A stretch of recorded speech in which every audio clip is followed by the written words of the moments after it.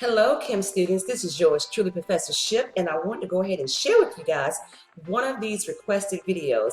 A student emailed me and said, hey, can you do a video where you're showing us how to draw out the molecular structures that have brackets? I said, you know what? That's a good idea. I never thought about doing that one. So I'm going to go ahead and share with you guys how to draw molecular structures when you have brackets, such as, let's say, phosphate ions. And what we mean by brackets is when you normally draw a structure, you normally have the structure like water, H2O. You draw your hydrogens on both sides of the oxygen atom, oxygen's right there in the middle, and you don't have brackets around it because it doesn't have an extra ionic charge.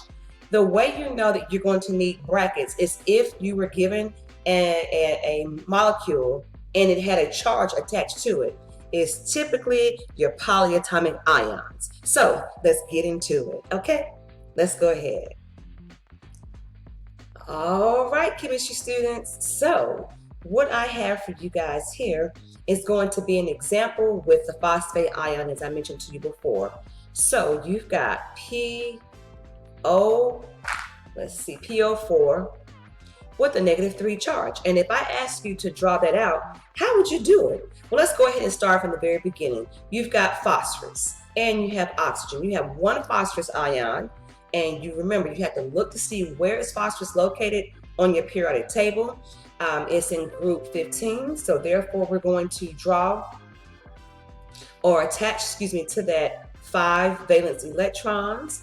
And then oxygen is in group 16, so we're going to attach to that 6 valence electrons, okay? But remember, we have 4 oxygen atoms. See that subscript of 4 right there is placed there. So we're going to go ahead and add up all of our things that we need here, okay?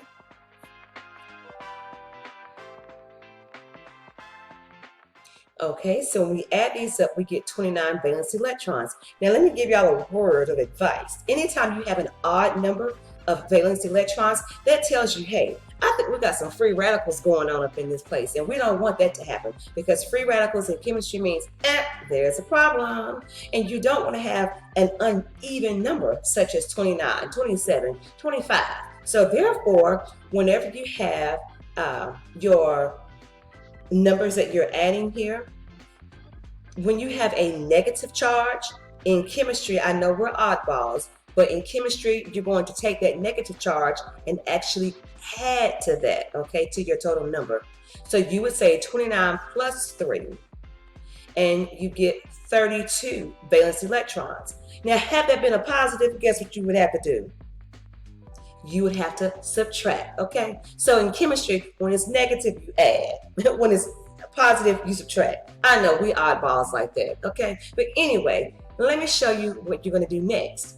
You're going to take your phosphorus, and what I always tell students, if this is your first time kind of learning this process, you can do like a bookkeeping where you're gonna write your valence electrons structure on one side, just so you can use this to, get rid of and delete. Like as you're using them, you can cross them out, okay? So you've got your oxygens, and you've got 4 of these. So you would draw that 3 times, okay? Now, what do I mean by deleting them off is as you are done using them, you'll just, slash them off, so that way you don't have to use them again, and that kind of keeps tally of what you're working with. So I'm going to go ahead and put phosphorus in the middle. Why? Well, because you only have one of those items, okay, one of those atoms. Usually the least amount of what you're working with when you have an example like PO4, you put the one that you just have one of in the middle. But from a chemistry standpoint, you also go with the one that is the least electronegative, okay? That goes in the middle. So, I'm sorry, the most electronegative, the one that attracts the most bonds to it. That's what I mean. The farther right you go, the more electronegative they become, okay? The more popular that element is, okay? That's pretty much what we mean. So I'm gonna go ahead and put phosphorus in the middle, surrounded by those 5 valence electrons right here, okay? And if you want to go back up and slash that one out the way, because you've already used it, you sure can. You're done with that. Now, you're going to go ahead and incorporate your other 3 oxygens, and they're going to be attached, for the most part, to each of those empty spaces. Okay? Now, you can actually put the oxygens anywhere, the top, left, bottom, or top, left, and right. It really don't matter, because your structure is going to be what it's going to be regardless. And then what we call that is resonance. Resonance means how many different ways can you move your oxygen atom when it has a single or double bond attached to it. Okay, but that's another story for another day. All right, but let's go ahead and go back to what we're talking about over here. We're trying to draw our phosphate ion. We put P in the middle with 5 valence electrons. And if you know anything like I do, you know that phosphorus is like, look, I need my 8. Oxygen is going to come in and say, all right, I'm going to help you out. I'm going to go ahead and give you what you need. So I'm going to go ahead and put my oxygen here. And oxygen is going to be surrounded by 6. So I'm going to put 1, 2, 3, 4, 5, and 6 valence electrons around it. Now, guess what? If you noticed here, you have one on the very bottom, okay? And we're going to... All right, so let's go ahead and finish this problem on out. So we've got our 6 valence electrons around oxygen. 1, 2, 3, 4, 5, 6. We need to go ahead and pull in the other oxygen. So let's just go ahead and slash it off because we already dealt with it. Here comes the next oxygen. But check this out. So you remember how I started off my little dot here beside the empty one that was right beside the phosphorus? Well, in this case, you're not going to add one here because there's already a bond there, okay? So you don't want to add one right there. You want to go ahead and start at the very top, freshly done. 1, 2, 3, 4, 5, and 6. Now, the last oxygen that we're going to add, you can either do it on the top or on the bottom, what you want. Let's go ahead and add it to the bottom, okay, just because. So that's 1, 2, 3, 4, 5, and 6. Now, we are done with adding those oxygens and their valence electrons, but what we're not done with is that extra 3 that we had from before. So you know what we have to do? We're going to go ahead and show how we're going to add those empty ones that are solo, add them to your structure. That's 1, 2, and 3. Now, we ain't done because guess what we got to do? We got to make sure that every element that has, that's part of groups 14, 15, 16, and 17, and 18, we got to make sure they all have 8. So if we go back to phosphorus in the middle, we've got 2, 4, 6, 8 around it. We've got 2, 4, 6, 8 around the oxygen, 2, 4, 6, 8 around the oxygen on the very bottom, and 2, 4, 6, 8 around the oxygen on the right. Guess what? They're all equal to each other. And if we add them all up, we're going to have 32 valence electrons. Now, I'm going to go ahead and just go and show you how I'm going to replace what I'm erasing here with a dash, because in chemistry, we must draw what we call the Lewis structure, okay? And the Lewis structure is basically with the bonds. Instead of those dots in the middle attached, we're going to replace them with a dash, a single bond. And we're going to put this structure in brackets with that -3 charge, because in that way, to a chemist like myself, it identifies that we had to have an extra 3 valence electrons added to our structure to complete it. Okay, so y'all, we ain't done. You remember earlier when I did that structure for PO4, okay, with the -3 charge? I made a boo-boo. So whenever I go back and edit these videos, I see mistakes that I made. So I need to go ahead and show you all the mistake. The math part was correct, okay? We have 1 phosphorus and 4 oxygen atoms. So phosphorus is in group 15. We're going to do the math really quickly. Oxygen is in group 16, so that's where the 6 comes from. We've got 24 valence electrons. Add them together and you get 29. You do have the +3 because of that negative charge up here at the very top. So we added those 3 there and we get 32 valence electrons. Everything went good until I drew my structure out. So yes, phosphorus was in the middle, surrounded by the 5, okay? This is what we had from before. And now I'm going to go ahead and bring in my oxygens with the 6 that they're contributing. Okay, here's the other one right here, and then here's the other one. 1, add that one. 2, 3, 4, 5, 6, and then here's the last oxygen. That's the bad boy that I forgot to add on for the other example. So where I wrote PO4 from the previous example, the molecular structure that I actually drew out was for the phosphite ion instead of phosphate, okay? So I apologize for that, but again, this is the phosphite ion that I drew out instead, okay? Kind of, sort of. So the molecule that I drew out was actually incorrect. It should have been what I'm showing you here, okay? So let me finish this one out. We've got 1, 2, 3, 4, 5, 6. And now remember, we have to account for those extra 3 valence electrons because of that number right there. Let me go ahead and show you. So remember those extra 3? So you see this one by itself, that's 1. And then there weren't any down here. 8, 2, 4, 6, 8, 2, 4, 6, 8, 2, 4, 6, 8. Now if we go back and add all of the valence electrons up right here, we should have a total of 32. So let me start over here with this first one. We've got 2, 4, 6, 8, 10, 12, 14, 16, 18, 20, 22, 24, 26, 28, 30, 32. So we have 32 valence electrons, and that's the same number that we were supposed to have. And now when I redraw my structure out, okay, when I redraw that structure, this is what it should look like after it's all said and done. Let me get rid of this right here so you all can see a clean version of my image.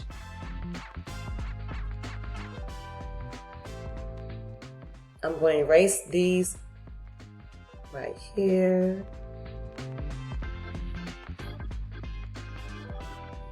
And let me draw that P back. Okay, so I'm just, okay, whatever.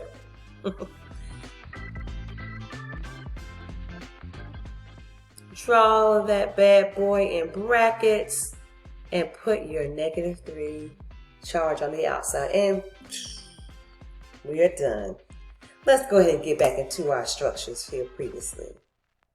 Done with this one. And if you need to go back and watch it again, by all means do.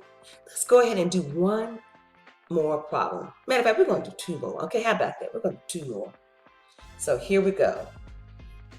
Let's look at cyanide. Cyanide. So we've got carbon and we have nitrogen. We've got 1 carbon, 1 nitrogen. Based on the subscripts that you do not see, that tells you 1. You have 1 of each. So carbon is in group 14, so it's going to contribute 4 valence electrons.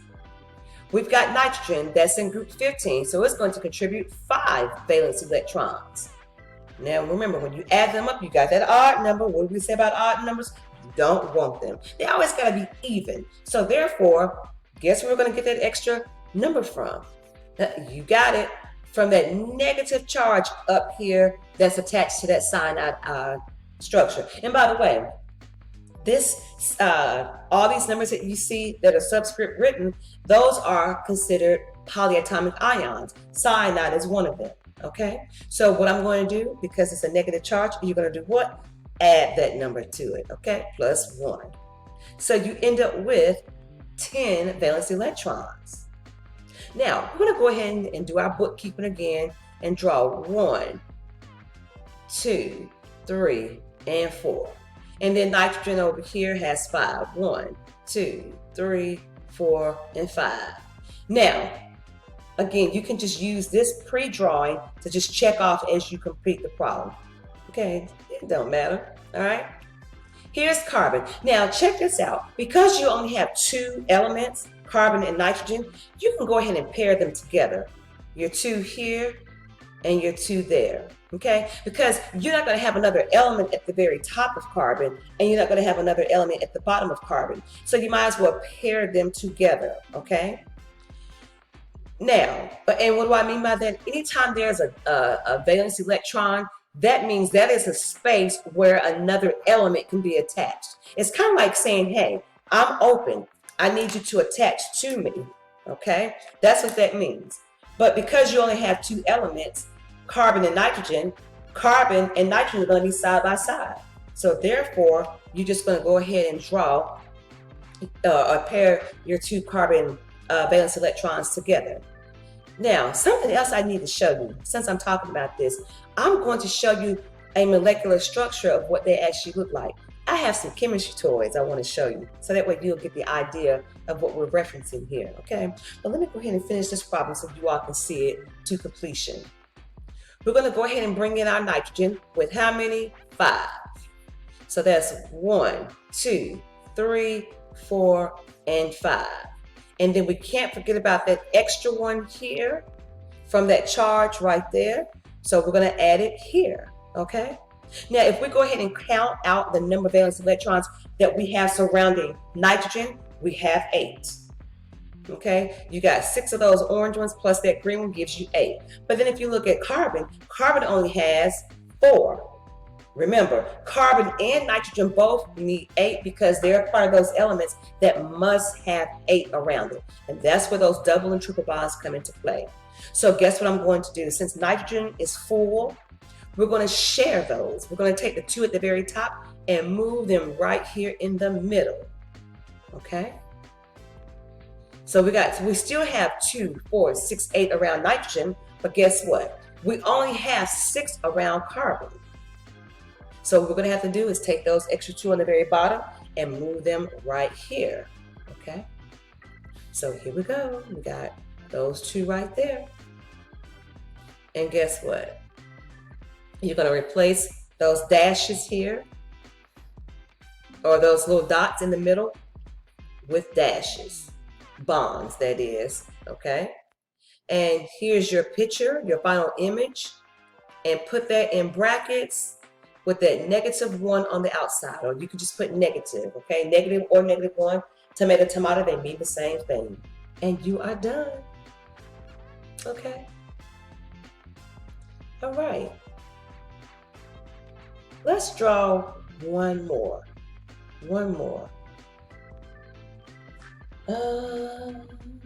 NO2 with a -1 charge, okay? NO2 with a -1 charge.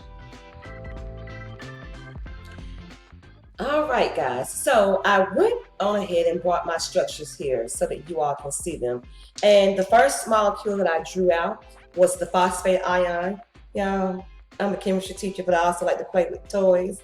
So I got my little molecular model kit, and I want to show you what it looks like from a chemistry standpoint, okay? So here's your phosphorus ion. Notice that it has 1, okay, that's 1, 2, 3, 4, 5. 1, 2, 3, 4. Actually, 4 different spots I can put a bond attached to it.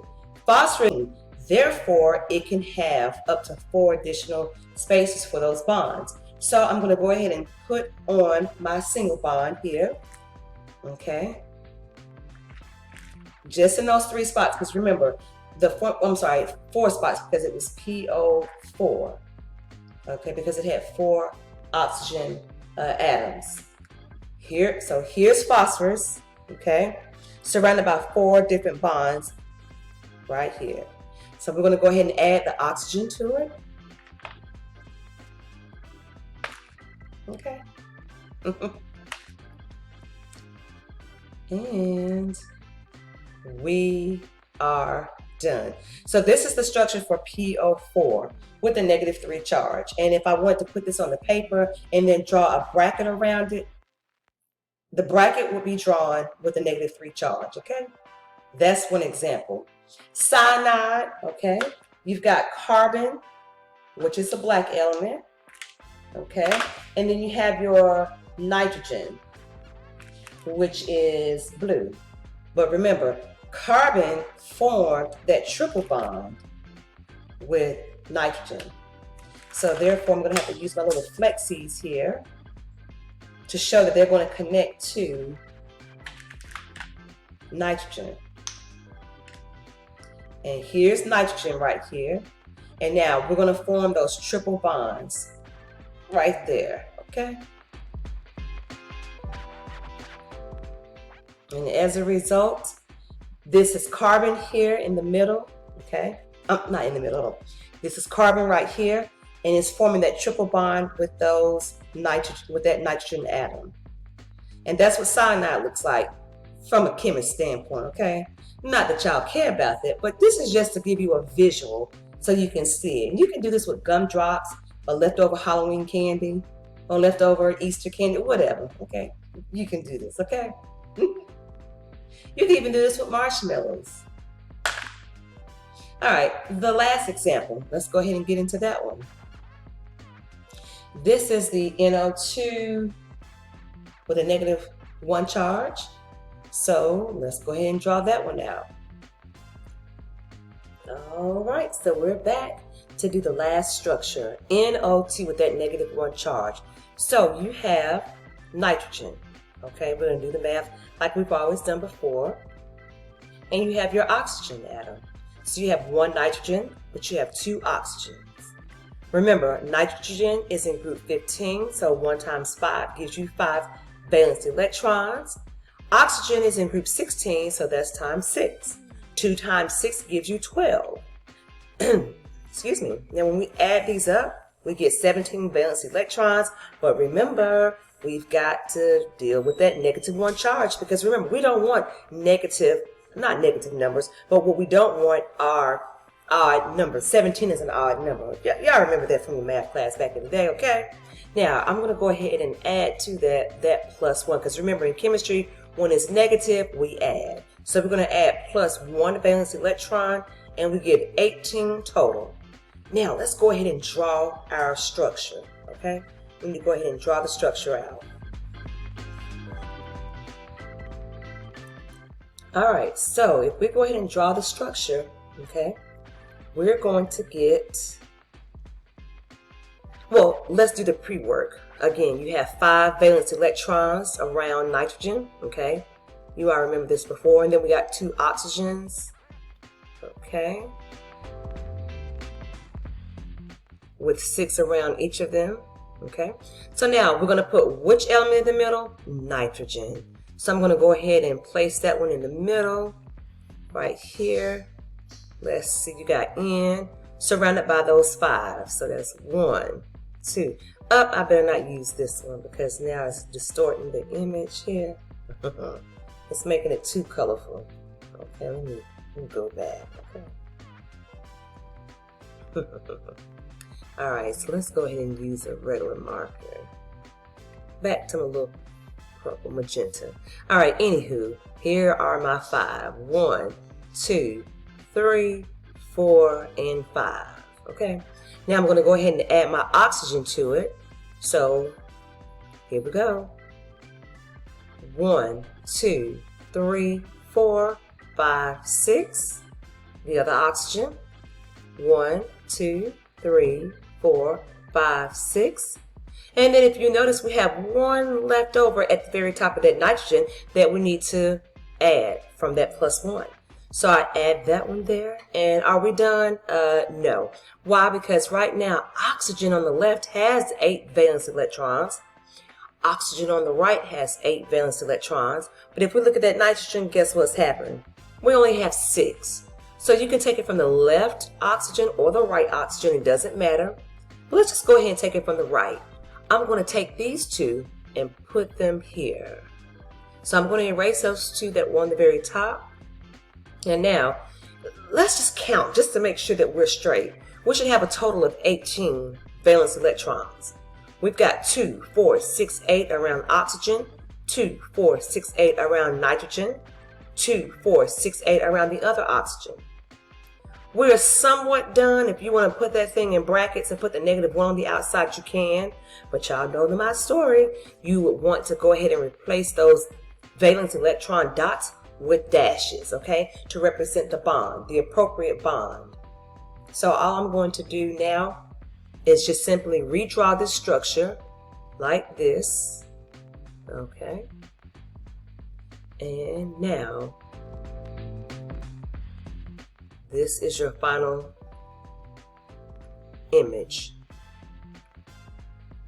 Now, you notice how, I know the dots were on the bottom here, and I kind of put them at the top. Tomato, it doesn't matter. You can put them on the bottom if you want, or you can put them on the top. That does not matter, okay? And we are done. If you need more information about some of these videos in terms of how to draw these structures out, go ahead and check the playlist where you probably found this video. Maybe there'll be a link somewhere above me that'll tell you how to get to another video that's related to this one, okay? Have fun drawing your molecules and bonds.